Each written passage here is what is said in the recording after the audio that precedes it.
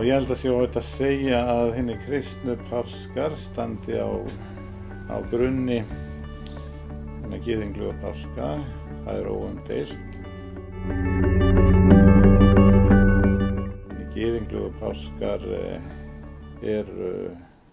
byggja á sögulegum atburði, að minnsta kosti atburði sem álitinn sögulegur.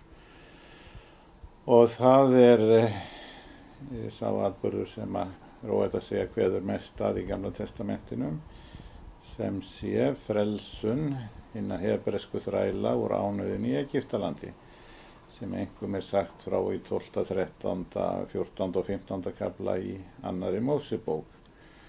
Og þarna liggur grunnurinn, og páskar ekki minni hátíð hjá gyðingum en okkur kristnum mönnum.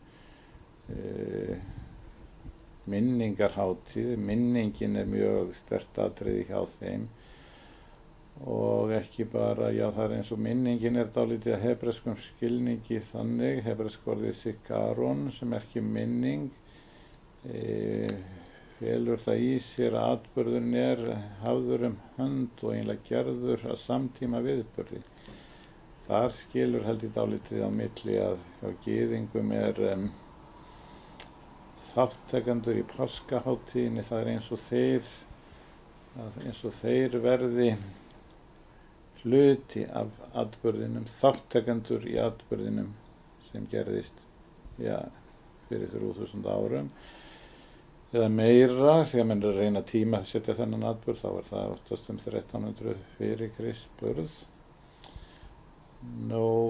Síðan gerist það, eins og Biblían greinir frá því, að síðari hluti píslarsögu Krists lendir í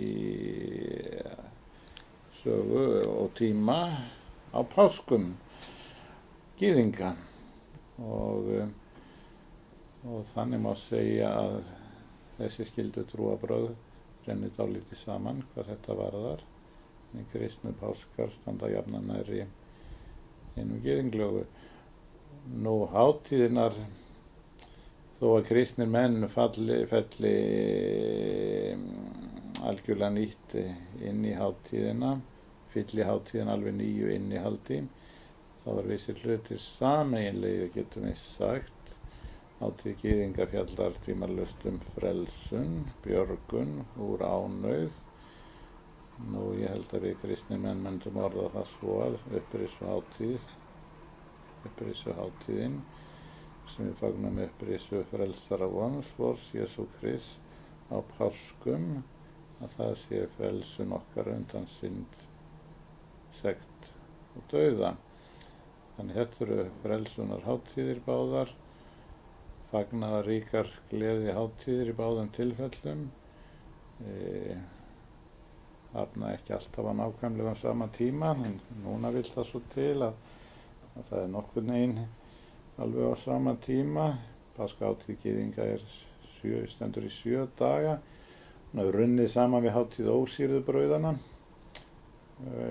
sem sennilega hefur upphaflega verið hátíð á ræktaðalandinu í Kanaanslandi, en hún líka fyllt í innihaldi að ósýrðu brauðin túlkuð með þeim hætti að gyðingar þurftu að fara í slíkri skyndingu að brauðin hafði ekki tíma til að hefast, og þeirra var neitt ósýrðra. Ég hef sjálfur verið þeirra ánægju að njótandi að taka þátt í páskahátíð gyðinga nokkru sinnum í því litla gyðingasamfélagi sem hér á landi, líka út í Ísrael, og það afar heillandi. Og eitt atriði í þeirra páskahátíð sem ég alltaf því öfundað af, það þegar við páskamáltíðina, þá það yngsta barnið sem fært það sem spyr nokkura spurninga, og þá einkum þessara spurningar: af hverju þetta kvöld, þessi nótt öðruvísi en öll kvöld, allar nætur, sem verður því svo til þess að páskasagan sögð.